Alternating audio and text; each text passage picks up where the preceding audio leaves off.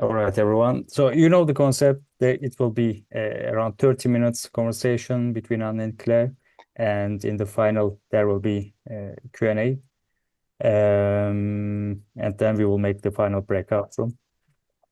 Anna, over to you. I will leave all the introduction to you about yourself and Claire. I would like to ask you to also introduce yourself when we start the conversation. Over to you, Anna. Brilliant. Thanks so much, Ahmed, and hello, everyone. And conscious this might be the end of a long day for some of you. So I'm hoping Claire's going to be very entertaining so that I don't need to be. But hello, Claire, as well. So I've done quite a lot of work with Focus. So some of you may know me, but for those of you who don't, I'm Anna. I'm the managing partner of Elite Performance Partners, or EPP. And for those of you who don't know us as a business, we help elite sports or elite sports teams answer their strategic people questions. So what that means is that for about 13 years, we've been working exclusively within elite performance, partnering our clients across three areas. So organizational design and advisory work, talent management, which includes recruitment, hiring, and succession planning and risk management, and also people development. And you can see this is a real background, and some of the trinkets, mascots, and scarves behind me are some of the clients that we've worked with.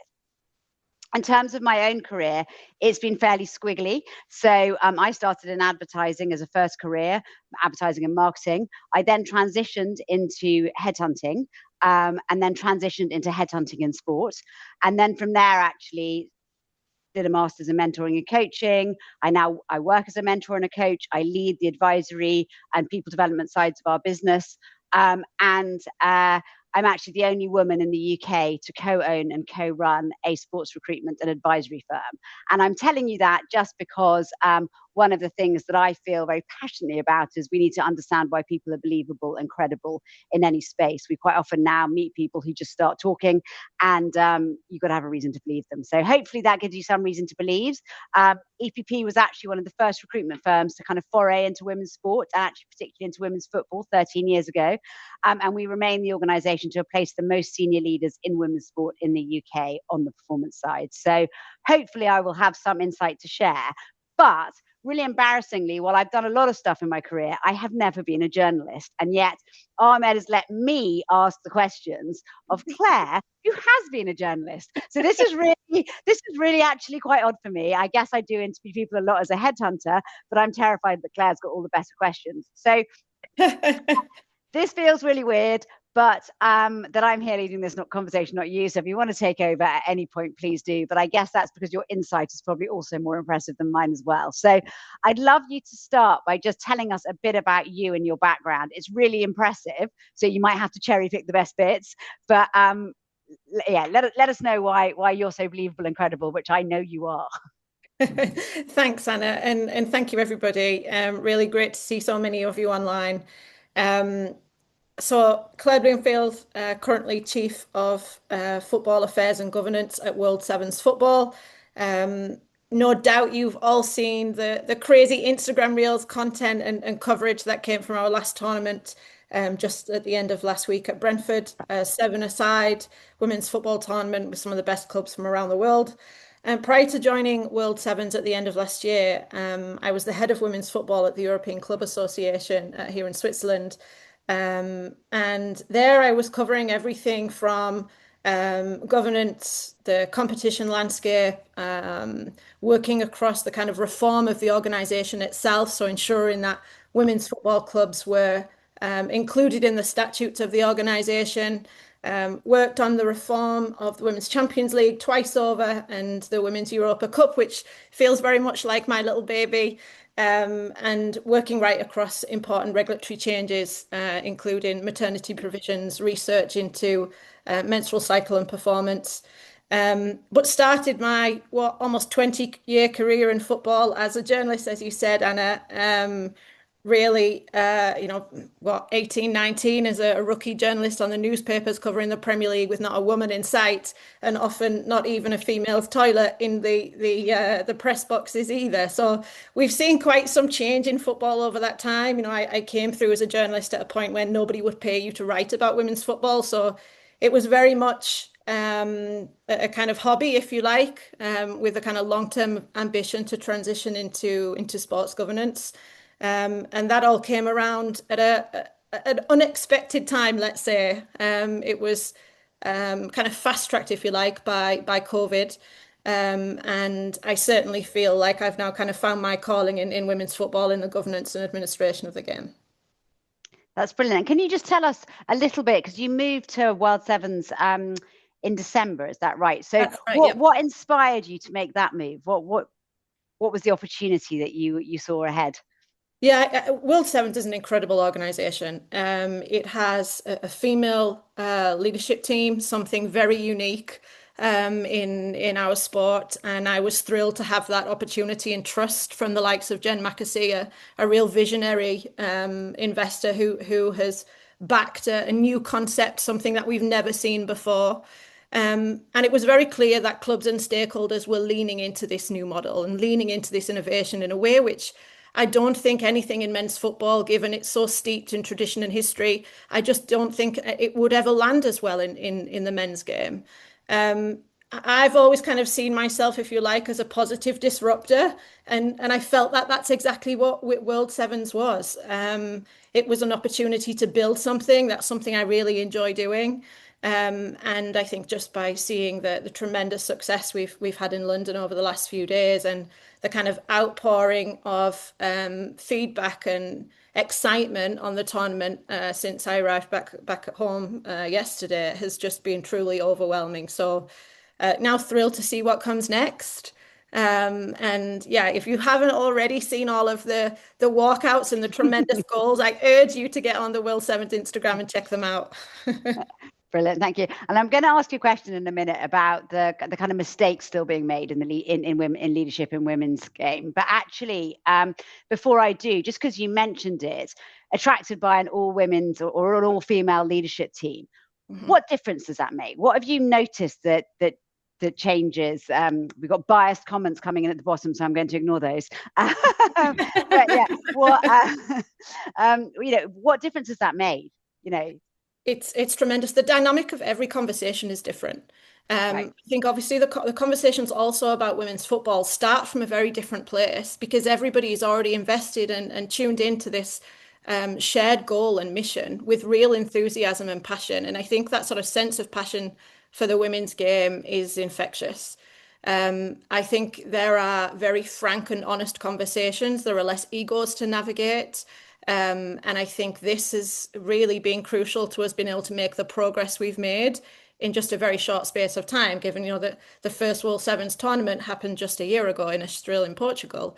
And I think, yeah, this very kind of decisive action and honest conversations, given that we're a team that's literally spread from Sydney to New York and everywhere in between.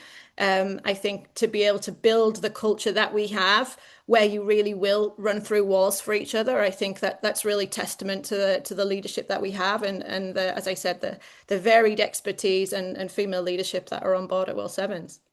That's brilliant. So then just zooming out a bit to all of the experience that you've got and what you see from your sort of vantage point, and maybe in other places where you haven't worked, do you have a sense of kind of what do you believe are the kind of mistakes, that the leadership mistakes people are still making in terms of the women's game?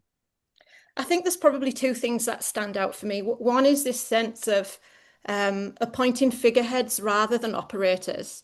It's this idea of a credible face can be the same as a decision maker who really understands this operational machine. And that's just not the case. I think there is a role for both of those things inside an organization. But I think more important to us now is an organization structured so that you have that figurehead for commercial visibility and building the brand and the narrative and all of those things that come with that. But you need really solid operators to actually run the business. Mm-hmm. Mm-hmm. I think the other thing that probably stands out to me at this point is loading the women's game with people who've been running the men's. So the work still gets done, but they don't have the same kind of strategic mindset about women's football, the same understanding and kind of experience from being on the ground in women's sports. So as I said, the work still gets done, but I think it can be done to a much higher quality when we're really looking for dedicated women's football expertise. Yeah, and it's really interesting because one of the debates that we have a lot in what we do is the difference between experience and expertise, and they are important, but they're different. So sometimes you need experience. You need experience of the women's game. You need to understand the context. Sometimes you need expertise in an area, but may have got your experience elsewhere. And I think the thing that becomes interesting about that is I totally hear you. There are times when that context becomes really important, but the women's game is still relatively immature compared to a lot of other areas, not just the men's game, but a lot of other areas in sports and actually commercially. And there are some times when expertise is more important than experience, but you've got to balance the two. And I think it's just interesting, a bit like your figurehead and your operator. It's usually and, not or. Yes.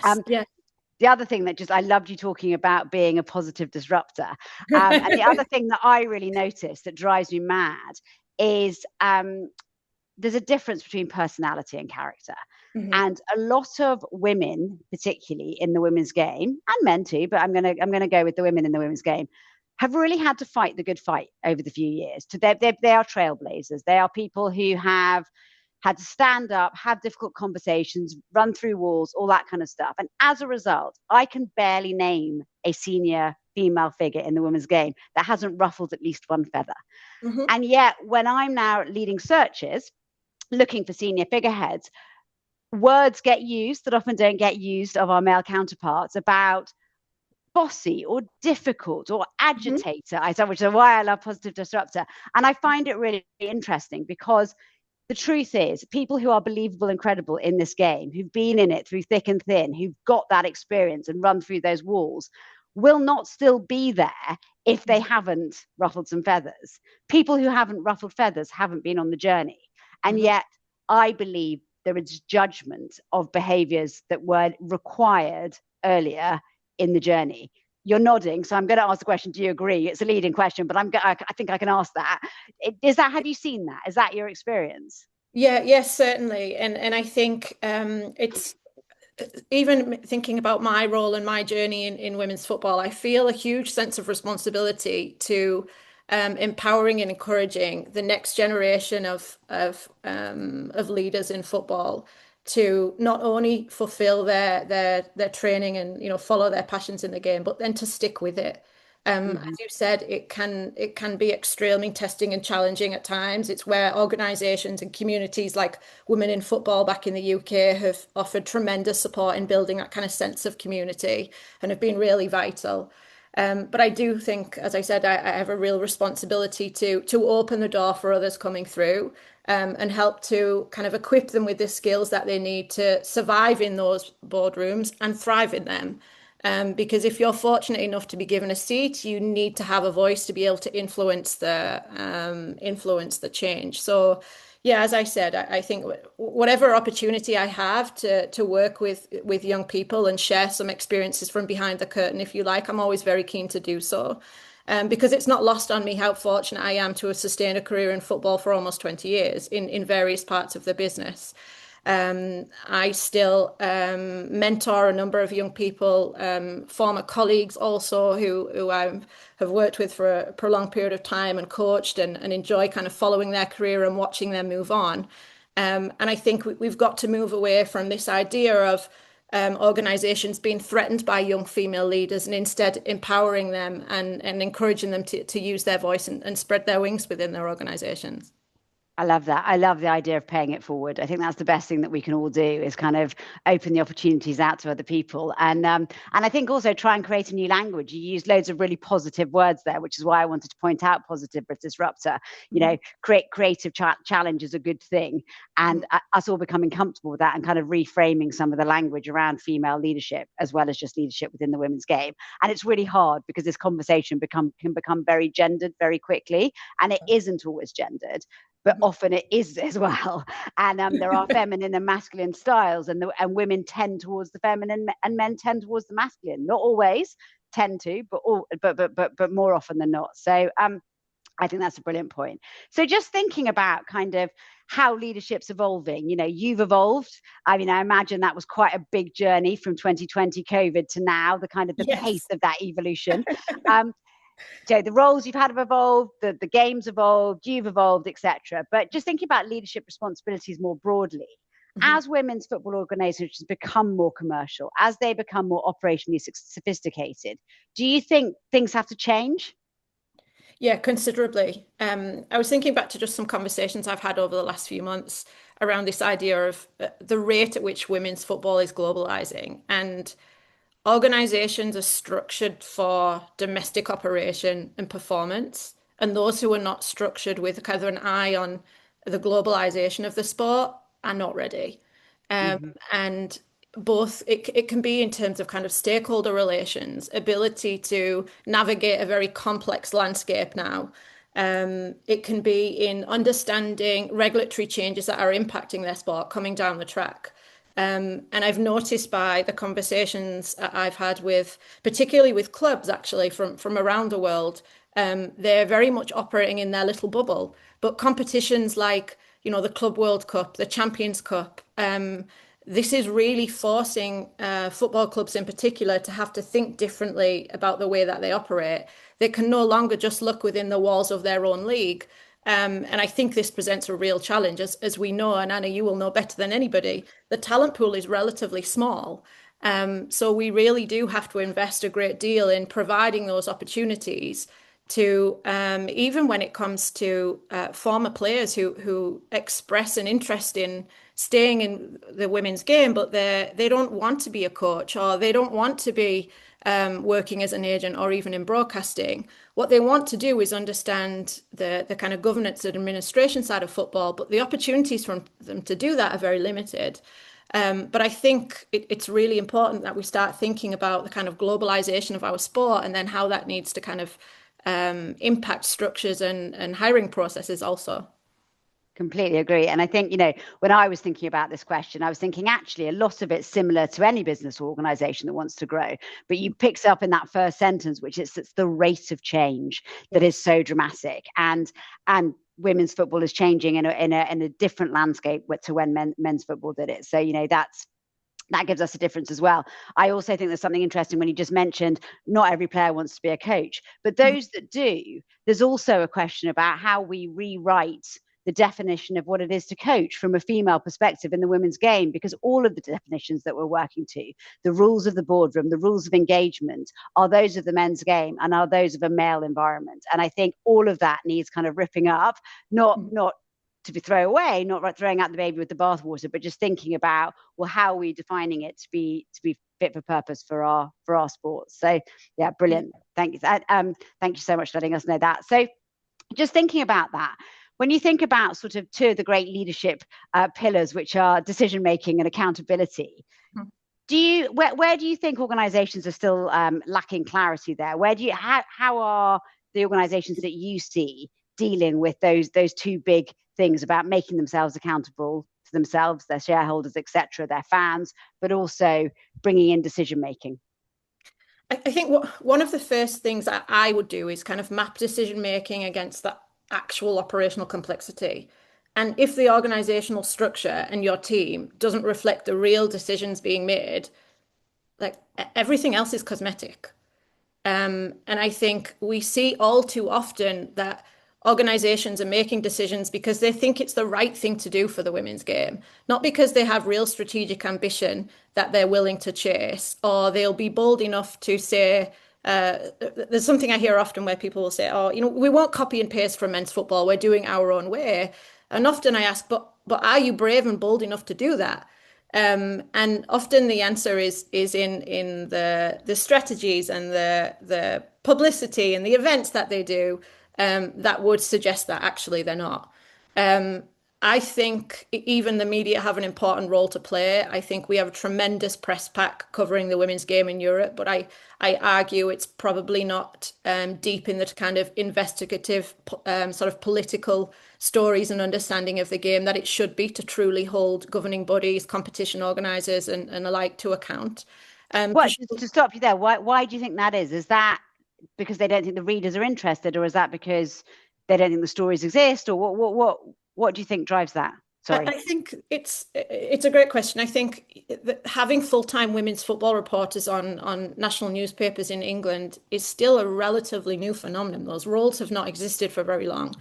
It's a very young press pack overall. I think this part of journalism will mature over time, and I think that will come. I think you'll get to a point where there is a kind of a Martin Ziegler of the women's game covering those sorts of stories and holding organizations to account. And I think they play a really, really critical role. It's not just about cheerleading and publicizing the great things happening in the women's game, but it's right that organizations are held to account to challenge the commitments they make in strategies that they publish. And are they actually delivering on them?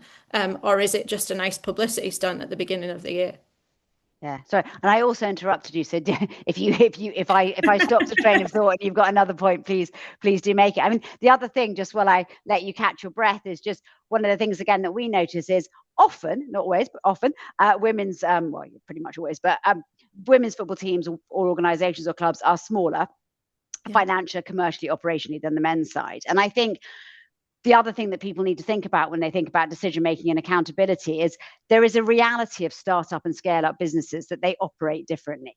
A lack of resource does not necessarily mean a lack of resourcefulness. I'd actually argue the exact opposite. Yes. Exact opposite. And what you find in small businesses, small organizations, is people have to cross lanes. People can't just swim in one way. They have to all lean on each other. And that is both a positive and a thing that causes confusion because it causes lack of clarity. So I think there's an interesting moment as the game grows that organizations that have been small, where the teams do know each other, where you can bond really quickly and everybody's responsible for everything, with sudden injections of money, sudden growth, sudden governance and changes in regulation, you've got to have people in more specific jobs. And that is a change for any business or organization to go through. And I'm sure that does make a lack of clarity come through in some places. I don't know if you've seen that in what you're doing. I mean, it sounds like you're in a very tight team still in World Sevens. And as you get more and more successful, you will have to have more defined job roles. Yeah, that's right. And I think one thing that strikes me is women's football is no longer a developmental project. But brilliant, yeah. Even though we've advanced in this kind of a competitive industry in our own right, a lot of organizations are still governed and structured like we are a developmental project. So I think there's a tremendous amount of work to do to help not only provide the skill sets that people need to be able to, as I said, survive and thrive in these kind of more carved out roles within inside organizations. There is obviously funding is often a topic of conversation.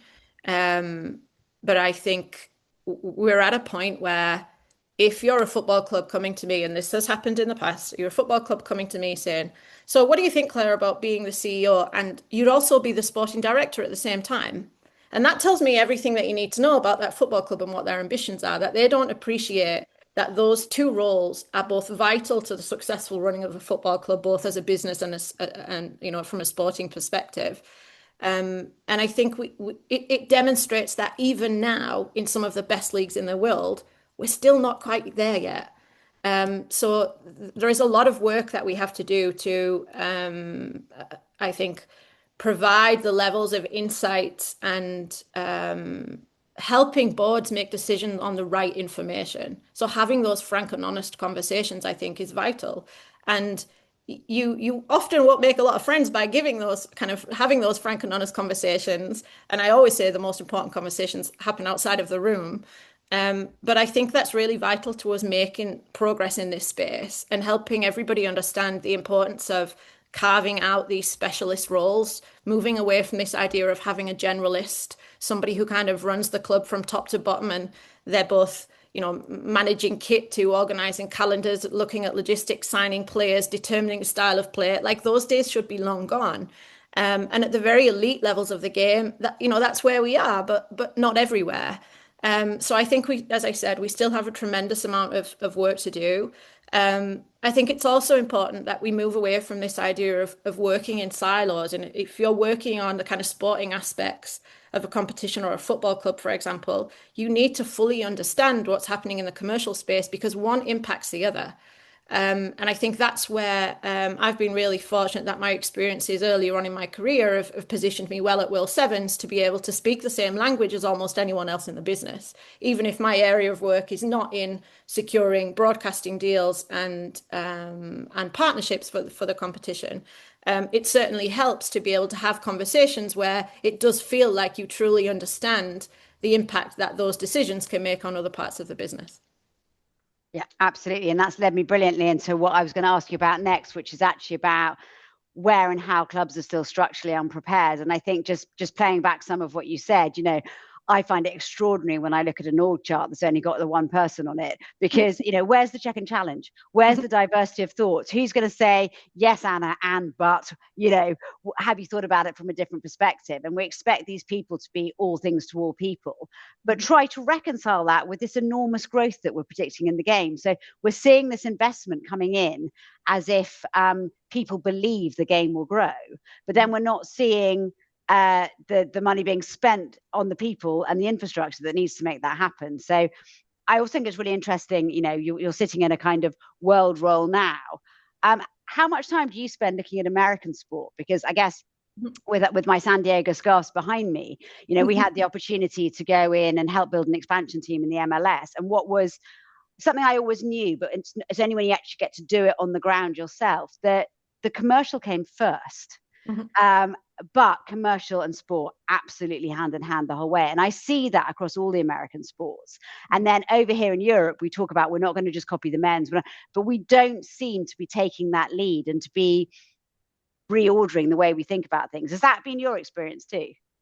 Yeah, it's interesting because I've advised on a lot of projects over in the United States across the NWSL and some into the women's NBA. In fact, despite 20 years in football, my master's in sports governance, my thesis was on Caitlin Clark and her rise into the women's NBA and how she would then be able to influence kind of the commercial trajectory of the league and the governance and structure of the competition.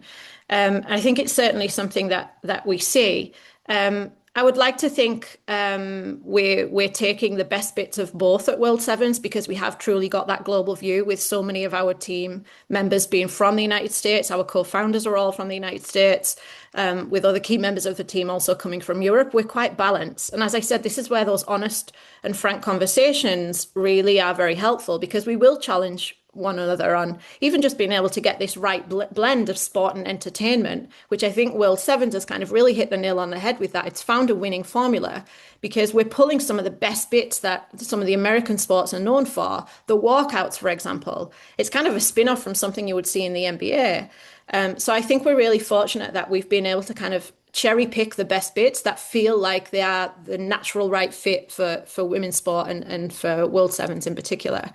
But I do think perhaps my personal view on the NWSL, for example, would be that they've managed to create a really positive narrative around the likes of their media rights deal and promote very big numbers. But I would argue the devil is perhaps in the detail of that deal and how much of that money is actually hard cash flowing back into the league itself and into sort of prize money into the clubs and so on. And I think they're things that perhaps in Europe we perhaps haven't been so good at. I also think when you see those huge numbers in headlines of media rights deals from other sports, particularly in the States, and as I said, they're so good at their kind of promotion and shouting about their successes. I think it sometimes distorts other parts of the market, and that can be from when other properties are going to secure media rights deals or when players are looking to renew their contracts. They have a very inflated view of what the kind of reality is in women's football and what our financial situations are, and seem to think that every check can come with a few zeros on the end, and that's just not the reality of where we are yet. Yeah. So I think there is a great deal of challenges that brings inside kind of the running of a football club, managing those expectations. But as I said, selling any women's property is no easy feat. So, hats off to the likes of the NWSL, who have consistently had, record-breaking expansion fees. It's tremendous what they've been able to do. But what I'm excited to see now is what does their next phase of growth look like? Because it can no longer be just about increasing expansion fees. So I'm really excited to see now what comes next, particularly as, like many leagues, they're looking at quite significant changes, including flipping the calendar. Yeah, brilliant. Thank you so much. So I'm only going to ask you one more question, and then I'm going to let everyone ask you Sure. much better questions, and that will be good. And hopefully they won't ask me any, but they can if they like. So just if you're sort of thinking ahead to the next 3 to 5 years, what do you think, kind of to summarize all the great points that you've made, what will separate well-led organizations within women's football from those who perhaps don't do so well? Honestly, I think a lot of it comes down to empowering the people. And I think this is probably underestimated in organizations. Everybody is concerned about keeping their seat. And that's something I think I've seen a lot over my time in football. I think the ability to build a culture where you can have open and honest conversations, you empower the people around you. You're not frightened about what you don't know because you hire the best person in the business to work alongside you and advise you. And certainly as kind of a C-suite member of World 7, that's how I feel. I brought in somebody to work on our tournament in London who had done 6 Olympic Games, Summer Olympic Games, 6 Winter Olympic Games, every World Cup you could imagine, men's and women's, and had tremendous expertise in football operations and the delivery of a tournament. And that's exactly the kind of people I would like around me, absolute experts in their area who can advise and know that I would be a very approachable person to kind of say, Claire, this is what we need to do. Like I'm counting on their expertise and I want them to feel that they have the platform to be able to share that. So yeah, I think that's really crucial for me. A lot of it is about the culture that you build and empowering the people around you.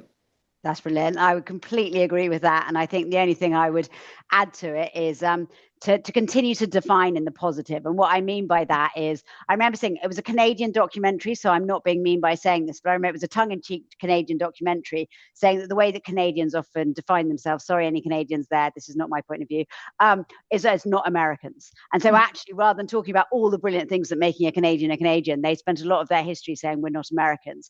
And I think let's not spend the next 3 to 5 years saying we're not men's football. Let's talk about what we are. And be brave, like you said, and sort of define our own terms. But empowering people is absolutely front and center of that. So hopefully we're going to get some brilliant questions from, I can see there are lots of great faces. You can put your hand up, you can just unmute. I'll try and spot for hands, but I'm not always brilliant at it. So if you just want to shout out a question for Claire or for me or for us both, we'd love to hear from you. Otherwise, I might have to pick on people, which is never fun, or let you go. I have a question, Claire, and hi, Anna. Hi, I was going to say I was going to pick on you if no one said. I figured I'd beat you to it. Hi, Jamie. So I hate the idea of America dictating anything to the rest of the world, especially when it comes to sport, especially these days. There's been a lot of talk about the NWSL switching seasons, right, to the international calendar, so it aligns with the global game, which I think the world needs to be aligned on a calendar. Because I was listening to Pino and Lori Lindsay talk on a podcast about the fact that American women have really led the commercial side of the game, and that it would open up resources in the off season of the men's to change American soccer to the global game, but the other way around, which I would never have considered before, but because I think the resources might open up a bit for women in especially developing nations, or use of facilities and media and those shared resources. It's a really interesting concept that I would never have thought about before, because I try not to be xenophobic. So it's just an interesting dichotomy that I would love to get your feedback on. Yeah, sure. It's a great question, and one which has generated a great deal of debate, both obviously both on the MLS on the men's side, who've already taken that decision, and now on the women's. And I did wonder whether there would be some people around that boardroom at the NWSL who would be thinking, well, shall we just wait to see how it plays out for the MLS first, and then we'll make that call. Yeah. But I think, look, the calendar right across women's football, whether it be domestically or renegotiating the FIFA international match calendar, which is something I did back at my time at ECA, is a tremendously complex task. Yeah. I used to say often that if everybody walks away from the table equally unhappy, then we've done a good job. Because there is no way to please everybody. Everybody is operating at entirely different paces. Even when you just look at the international match calendar, you will have some players who will argue they're playing too many games, and you will have others who the problem is they're probably not playing enough. So I think this is it's a tremendous challenge.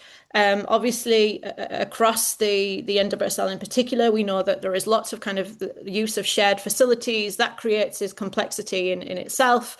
It's great to see so much investment now in dedicated infrastructure, which obviously helps to remove that barrier. But that's not a reality for every new franchise in the NWSL. So there's a tremendous amount of work to be done there. I think a little bit like when you take a decision to remove the draft, it's a very bold decision, given that's kind of rooted in American sports culture. Yeah.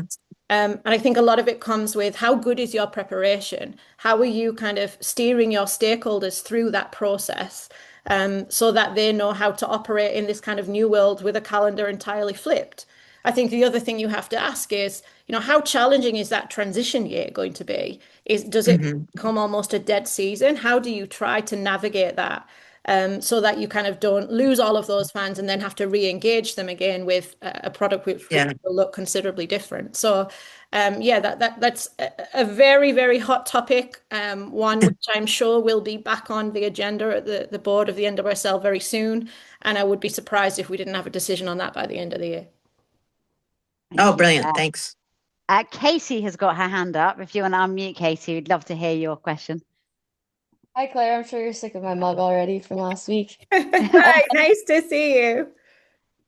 I just kind of have a question in terms of World Sevens has obviously had this opportunity to rip up the rule book or right, create the rule book because you're not associated with any federation or football association.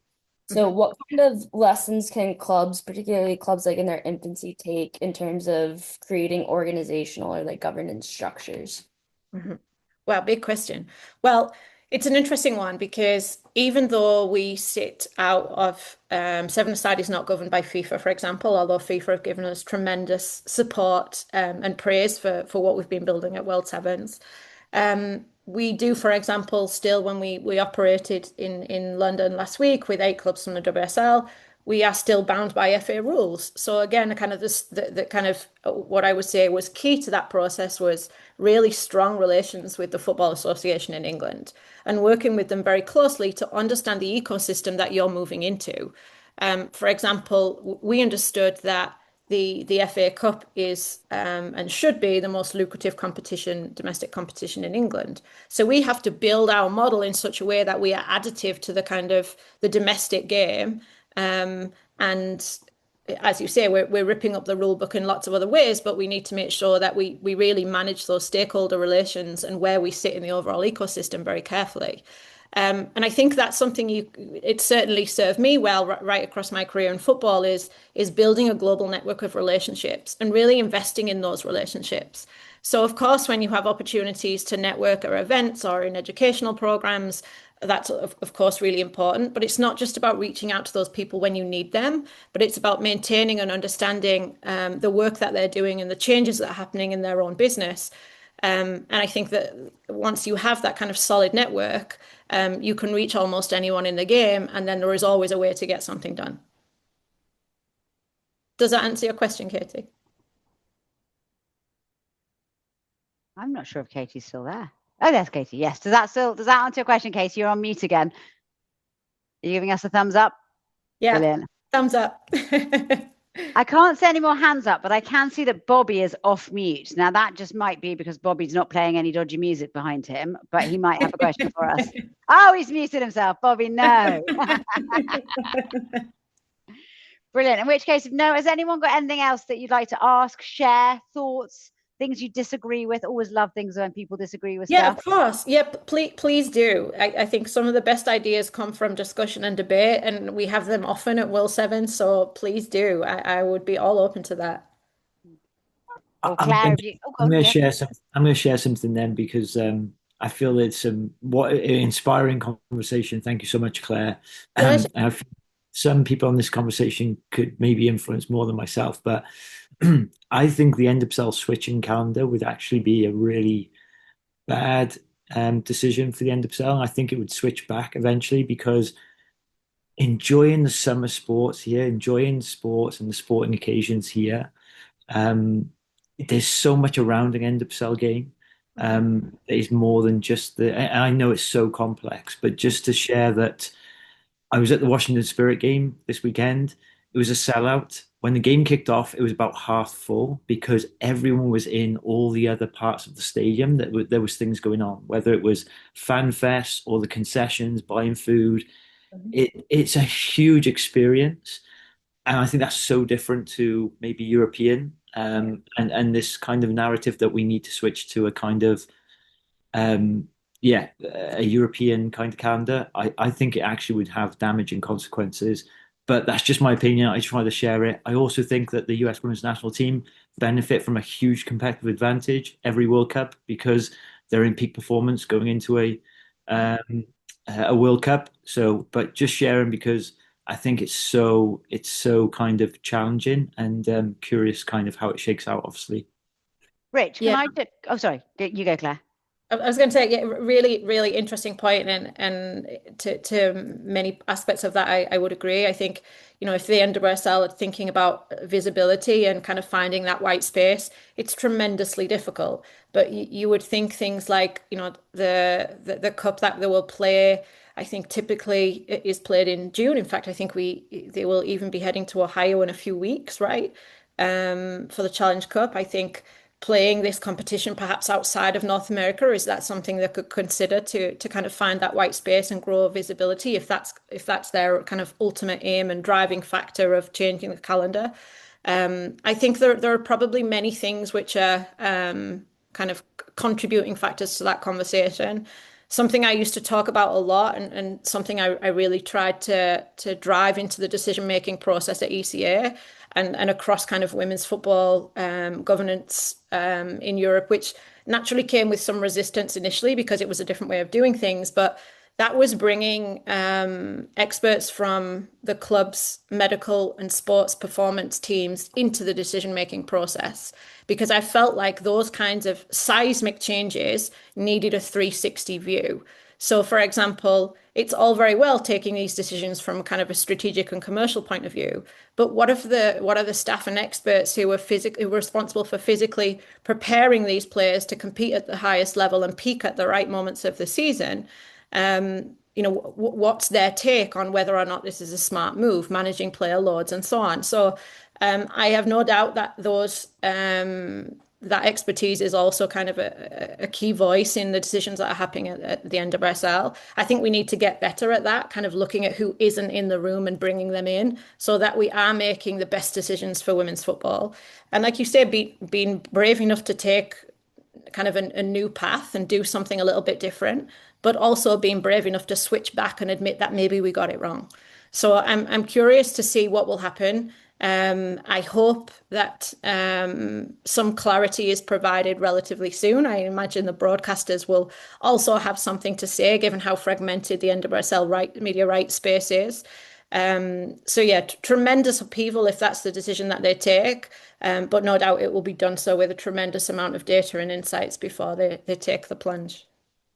And so I was just going to be mean and ask Rich a question, which he can refuse to answer, but then deflects it back to Claire. So I wanted to ask Rich and then ask Claire's view, which is, I was interested in something you said at the beginning there, Rich, about, sell out but half full because there was so much else going on. And my limited experience of going to NWSL games, actually going to the Wave and seeing exactly that, right? And one of the things I noticed was that the brilliantly purpose-built stadiums that you get in America are really good for that. So there is the summer factor, yes, but there's also the stadium factor. And so just thinking about what Brighton are doing over here and the fact we're going to have our first purpose-built women's stadium, how important do you both think that is to actually have infrastructure, concessions, experiences set up for the women's game and its fans, as well as the right time of the season, et cetera, or right time of year? So I'll ask Rich and then I'll ask Claire. How important a factor do you think that is? Yeah, happy to answer. And by no means do I think I'm an expert, but just to share kind of that kickoff time where it's half full, within 10 minutes, it was a phenomenal atmosphere, all behind the team, everyone wearing jerseys, um, with Rodman on the back. So what I'm trying to share is that the weather has a huge factor on why all those people are spending so much money, because DC Power is a Washington-based team, and I've been in that stand in November, and for most of that season, I know there's lots more dynamics to this, but there is no one going to those games, not a single person paying customer going to those games. So you've got two women's soccer clubs competing in the same market. One's playing in a kind of European kind of style, calendar style. I'm not saying that's a directly comparison to kind of be the argument, but I'm just sharing experiences Yeah, it's of interesting. It's the interesting. weather is just such a factor here in the US, because I've grown up in the UK. I've been to sporting events all over the UK and Europe, and it is something unique that the NWSL should hold on to, and fight tooth and nail for, in my opinion, because it separates them and it gives them a competitive advantage, uh, whether that's domestically or for the women's national team. And I do think bespoke stadiums for the women's game are also important, in the sense of, I just go back to, it's always situation specific for that market. And what Tony Bloom is doing at Brighton is clearly, there's no doubt that is data driven and will be right for what Brighton needs are. Brilliant. Thanks, Rich. What's your view on purpose-built stadiums, Claire? Well, I have to say I'm a big fan of what Chris and Angie Long had done at Kansas City. They've really, even just down to kind of having a project with led by female architects. Like it was really the kind of Kansas City current values through and through from start to finish on that project, both in their training facility and in their stadium. And we're starting to see that replicated in different parts of the world. And that's great that people are moving in those directions. I want to wind back just on I think this idea of the NWSL and the weather and the timings of when they kick off and so on is a really interesting one, because now that the club competitions are starting to, that kind of club competition landscape is starting to mature and advance. The other important thing to consider is when we have, for example, the Champions Cup, which is typically played, FIFA Champions Cup, which is typically played at the end of January, early part of February. You have teams in the NWSL who need to probably start their pre-season that little bit earlier, so they're kind of using this as a warm-up competition to lead them into their new season. Whereas for many teams in Europe, they're kind of halfway through their campaign. Maybe they've had a winter break, maybe they haven't, but they're at a very different kind of stage in their season. Again, obviously, the weather is a factor. We had these same conversations around the Women's Champions League and playing games right through till something like the 22nd, 23rd of December, some through January, and understanding, teams in the likes of Sweden and Norway and where conditions were not particularly favourable during the winter months and the challenges that presents. So, yeah, I think this is certainly a big part of that process. It's not a surprise that more and more teams now are looking at playing, doing warm weather training in the likes of Mexico. I think, if I'm right, Gotham before the Champions Cup earlier this year did their warm weather camp in Spain. So it's now something that also has to be kind of factored into the budget of elite teams competing in several competitions, that they need to be able to factor in that opportunity to have warm weather training practice. Because of the demands of the season and the number of competitions that they're in. But yeah, as I said, the more that the women's game matures, there are more stakeholders and voices at the table. It's increasingly difficult. So yeah, I'm certainly glad I'm not the one making that decision. But I would love to be a fly on the wall in the boardroom when it's debated, that's for sure. And brilliant. Thank you both and everybody actually for raising, because it just shows the complexity. I mean, I'm sitting here in the UK having just suffered torrential rain after the hottest week in May that we've ever had. So extreme weather is also an interesting factor. And I suspect all the calendars will end up shifting in some way or another. We saw it in the Club World Cup last year in America that, some parts of America suffer where others are are experiencing amazing climate. So thank you, everybody. I think Ahmed's meant to come back and put everyone in breakout rooms now, but I can't see him and I don't know how to do that. So if anybody who's been on these calls and knows more about it than me wants to tell me what's meant to happen next, that's awesome. But otherwise, I'm not sure whether unless anyone's got any more questions, whether we close. Anna, I'm here. Oh, you're here. Yes. Hello, Ahmed. Just in the nick of time. Over to Hello. you. And thank you very much, Claire. And thank you, everybody. My pleasure. Thank you. Thank you, Anna. And thanks for such an insightful conversation. Yeah, really Thank enjoyed you it. very much, Thank Anna. you, Thank you, Claire. Claire. It was really an excellent session, excellent final. So guys, there will be a final breakout room. Just give me a second. Is there anyone who doesn't wish to join? All right.